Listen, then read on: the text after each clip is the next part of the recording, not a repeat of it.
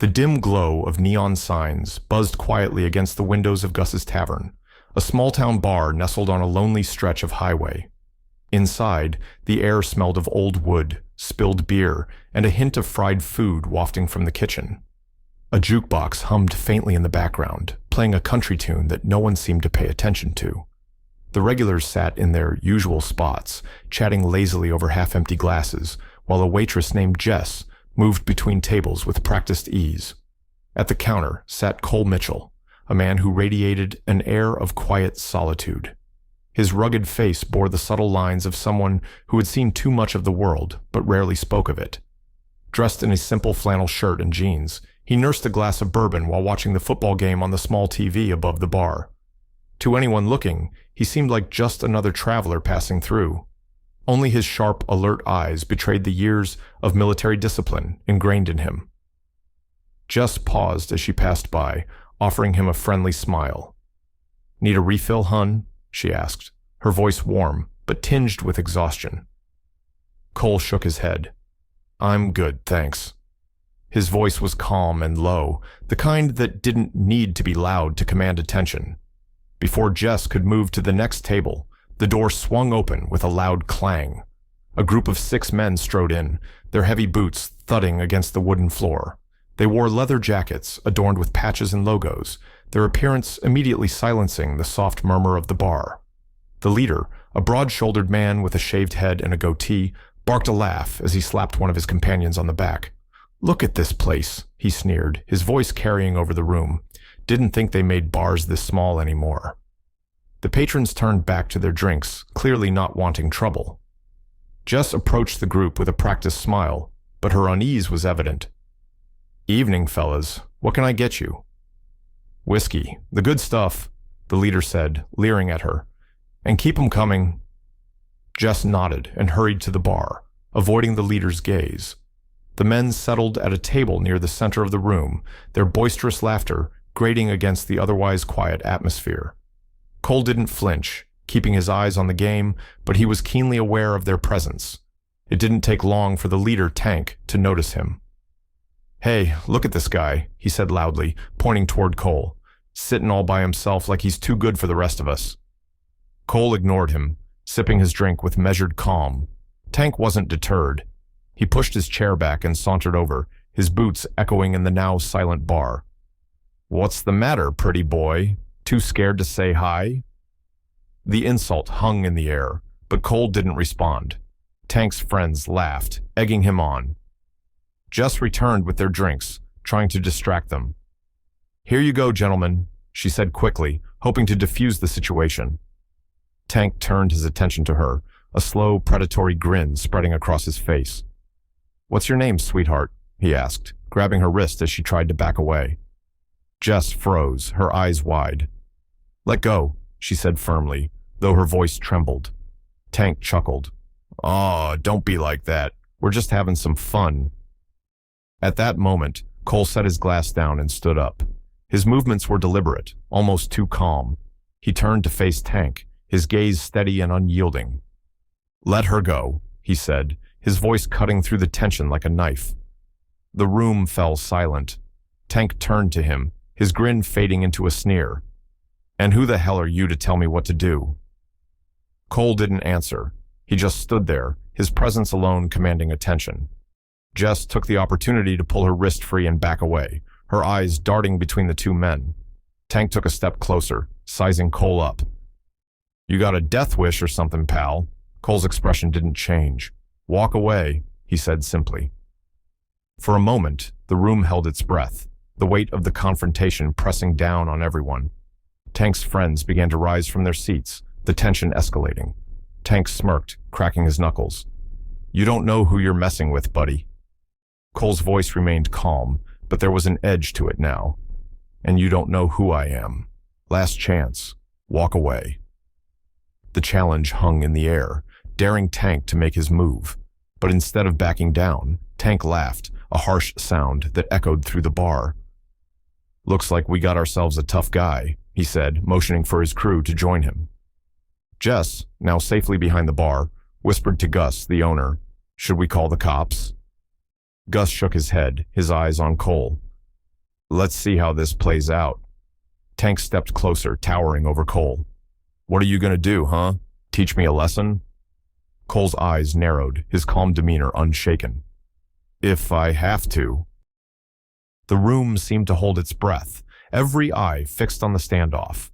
Cole didn't move, his stillness exuding a quiet confidence that unnerved even the rowdiest of Tank's crew. And then Tank shoved him hard.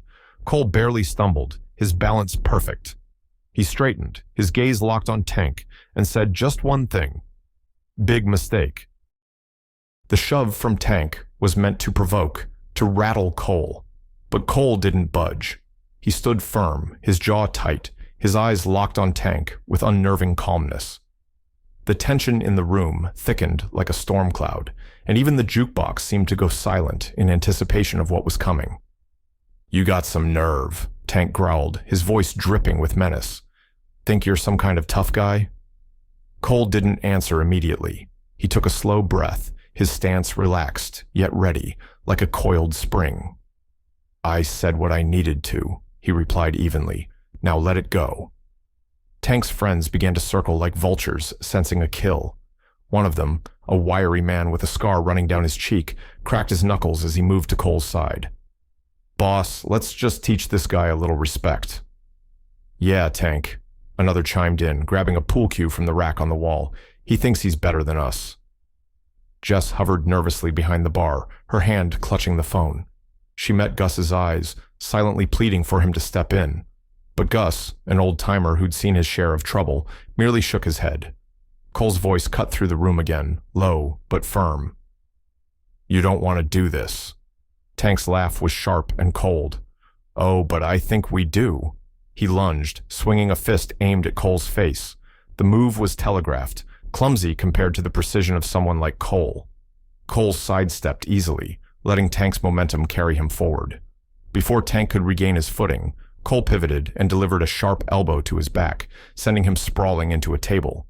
The bar erupted. Tank's crew rushed at Cole from all sides. Scarface swung a punch, but Cole ducked, grabbing the man's arm and twisting it into a painful lock. With a quick shove, he sent him crashing into another of the bikers. The man with the pool cue swung wildly, but Cole disarmed him with a calculated strike to his wrist, the cue clattering to the floor. The chaos spilled across the room. Chairs toppled, glasses shattered, and patrons scrambled to the edges of the bar, watching the scene unfold with wide eyes. Cole moved with precision, each motion efficient and controlled. A roundhouse kick here, a jab there. Every action was purposeful, designed to incapacitate without inflicting unnecessary harm. You've got to be kidding me, one of the bikers muttered as he staggered to his feet, only to be met with a swift uppercut that sent him back down. Tank, enraged and humiliated, grabbed a beer bottle and charged. You think you're some kind of hero? He bellowed. Cole turned just in time, sidestepping Tank's reckless charge. Grabbing Tank's arm, Cole twisted it behind his back, forcing the bottle to drop harmlessly to the floor. He pushed Tank forward, slamming him chest first against the bar. The other bikers hesitated now, their bravado wavering. One by one, they began to back away, nursing their wounds and exchanging uncertain glances. Tank, breathing heavily, struggled against Cole's grip but couldn't break free. Cole leaned in close, his voice barely above a whisper. This is over. Take your men and leave. Tank gritted his teeth, his pride warring with the pain radiating through his shoulder. Finally, he growled, all right, let me go. Cole released him with a small shove, and Tank staggered backward, glaring at him with pure hatred. You're gonna regret this, he spat, motioning for his men to follow him. We'll be back. Cole didn't respond. He stood there, calm and unflinching, as the bikers limped out of the bar. The door slammed shut behind them, and a heavy silence settled over the room. Jess approached cautiously, her eyes wide with gratitude and awe. You didn't have to do that, she said softly. But, thank you. Cole offered a faint smile, brushing a bit of dust off his sleeve. Someone had to. The aftermath of the fight left the bar in disarray. Broken glass littered the floor, chairs lay overturned, and the smell of spilled beer hung in the air. Despite the chaos, the patrons were buzzing with excitement, sharing wide-eyed accounts of what they had just witnessed. Jess grabbed a broom and began sweeping up the mess, but she kept glancing at Cole, who had returned to his seat at the counter as if nothing had happened. Gus approached him, a wry smile tugging at the corners of his weathered face. "Don't think I've ever seen anything like that," Gus said, extending a hand. "Name's Gus. I own the place." Cole shook his hand firmly. "Cole." "Well, Cole, I gotta say, you've got some moves. Military?" Cole nodded, but his expression remained unreadable. "Something like that." Jess chimed in, her voice still shaky. "More like a one-man army. You took down 6 guys like it was nothing." Cole shrugged. "Didn't have much of a choice." Gus chuckled. "Well, I appreciate what you did. Those punks have been causing trouble around here for weeks. Guess they finally picked the wrong fight." As Gus walked away to inspect the damage, Jess set a fresh drink in front of Cole. "On the house," she said with a smile. "Least I can do." Cole nodded his thanks but didn't touch the glass. Instead, he stared into the middle distance, his mind clearly elsewhere. Jess hesitated before speaking again. "You've done this before, haven't you?" He looked at her, his eyes shadowed by something deeper than the night's events. "Enough times to know it's not something I enjoy." Jess frowned, sensing there was more to the story, but knowing better than to press. "Well, for what it's worth, you saved me tonight. I don't think Tank would have stopped if you hadn't stepped in." Cole finally picked up the glass, taking a small sip. "Glad I could help." By the next morning, word of the fight had spread throughout the small town. At Gus's tavern, the usual quiet was replaced by a steady stream of patrons eager to hear the story firsthand. Gus and Jess recounted the events with relish, each adding their own dramatic flair. Cole, however, remained as unassuming as ever. He sat at his usual spot at the counter, quietly sipping coffee this time instead of bourbon. Despite the attention, he seemed content to fade into the background. As the day wore on, several patrons approached him to express their gratitude. One older man clapped him on the shoulder, saying, "You're a good man, Cole. We could use more people like you around here." Jess, meanwhile, couldn't stop herself from hovering nearby, stealing glances at him whenever she thought he wasn't looking. Finally, she worked up the courage to sit beside him. "So, what happens now?" she asked. Cole looked at her, his expression softening. "Now?" "I move on." Jess's face fell slightly. "You're leaving?" He nodded. "Always do. Never been one to stay in one place for too long." Gus joined them, carrying a freshly brewed pot of coffee.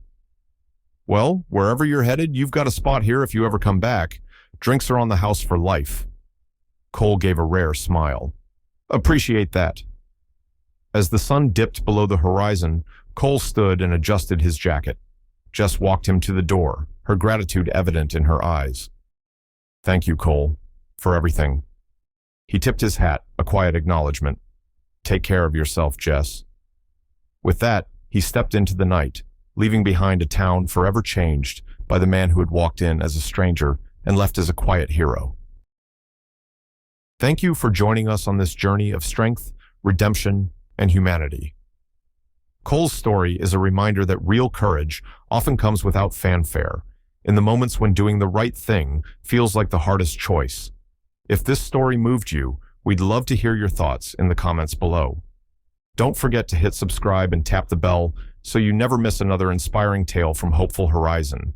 We'll be back with more stories that challenge your perspective, stir your emotions, and leave you inspired to make a difference. Until next time, stay hopeful, stay kind, and always believe in the power of quiet heroes.